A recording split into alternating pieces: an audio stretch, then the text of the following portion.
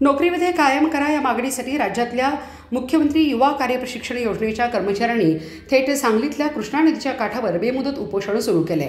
राज्यातल्या वेगवेगळ्या जिल्ह्यातील हजारो प्रशिक्षणार्थी कर्मचारी हे सांगलीत दाखल झाले असून कृष्णा नदीच्या काठावर आता बेमुदत उपोषण सुरू करण्यात आले आहे। राज्य सरकारकडून कायमस्वरूपी करण्याची घोषणा करण्यात आली, मात्र सरकारकडून आता घुमजाव करण्यात आला असल्याचा आरोप करण्यात आला।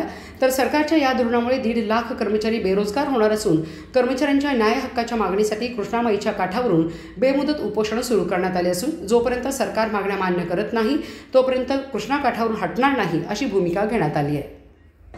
मुख्यमंत्री युवा कार्यपक्षाचे महाराष्ट्रातील लाडके भाऊ ही योजना माननीय तत्कालीन मुख्यमंत्री एकनाथजी शिंदे साहेबांच्या माध्यमातून सुरू झाली होती आणि त्याच अनुषंगाने आता जर बघितलं तर 6 महिने त्या ठिकाणी त्यावेळेस मुदतवाढ मिळाली होती। त्यानंतर 5 महिन्याची मुदतवाढ माननीय देवेंद्रजी फडणवीस साहेब यांच्या माध्यमातून प्राप्त झाली होती, पण बघता बघता 11 महिन्याचा कार्यकाळ संपत आलेला आहे। मग 11 महिन्यानंतर पुढं काय हा सवाल विचारण्यासाठी 14 तारखेला मी मुंबई आझाद मैदानावरती आंदोलन केलं होतं।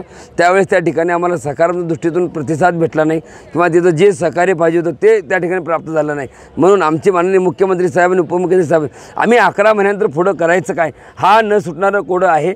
आणि आम्ही एवढी मुलं आज माझ्या पाठीमागे बसलेले बघितलं असतील की फक्त हे प्रमुख आहेत, हे संख्या नव्हे, प्रत्येक जिल्ह्यातले फक्त प्रमुख आहेत, तालुका अध्यक्ष, जिल्हा अध्यक्ष किंवा गट वाईज ग्रामपंचायत विभागामधले, जिल्हा परिषद विभागामधले, शाळेतले विभागामधले जे प्रमुख आहेत तेच या ठिकाणी आता उपस्थित आहेत। जर समजा सरकारने आमच्याकडे दखल जर नाही घेतली किंवा आमची विचारपूस नाही केली तर येणाऱ्या काळामध्ये महाराष्ट्रातली 36 जिल्ह्यातली मुलं मोठ्या संख्येनं अजून या ठिकाणी मी अमर उपोषण कृष्णामाईच्या घाटावरती करण्याचा निर्णय घेतलेला आहे।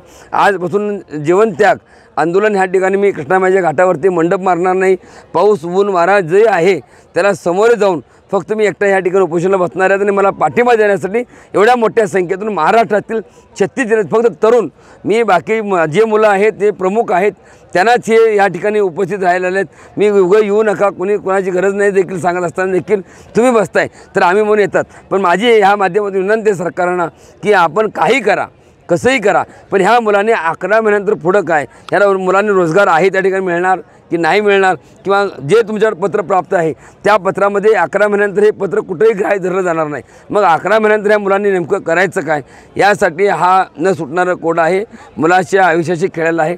माझी सरकार मायबापाला विनंती आहे, जशी लाडकी बहीण योजना चालू आहे तसं लाडका भाऊ योजना जी आहे या मुलांना 6,000, 8,000 आणि 10,000 ह्या मुलांना कामाची गरज आहे। एकीकडं तुम्ही जे प्रमाण रिटायर झालेले आहेत त्या शिक्षकांना परत तुम्ही कामावर घेताय, त्या लोकांना पुन्हा कामावर बोलताय, त्या लोकांना पेन्शन देताय, त्या लोकांना विसार देताय। माझ्या पोराला फक्त 10,000 पगार द्या, आहे त्या ठिकाणी कायमचं स्वरूपी रोजगार त्यांना उपलब्ध करून द्या, ही मागणी या ठिकाणी माझी आहे। एक मिनिट, एक मुलगी। नमस्कार, माझं नाव आमिया अब्दुल्ला देसाई, मी मिरजेची आहे। माझी आस्थापना कसबे डिग्रज शेती शाळा म्हणून आहे, त्यात मी कृषी सहाय्यक म्हणून रुजू आहे। तर आम्ही सर्व जे प्रशिक्षणार्थी आहेत आमच्या मागण्या आहेत की 11 महिने झालेत आम्हाला पूर्ण, ह्याच्या पुढे आमचं काय आहे, आम्ही काय करू शकतो, परत आम्ही बेरोजगार होणार, समाजाला आम्ही काय तोंड दाखवणार, याच्या वतीनं आम्ही सगळे इथं कृष्णामाई घाटमध्ये आम्ही आंदोलन करण्यासाठी बसलेलं आहे, उपोषण करण्याचं आमचं सुरू आहे।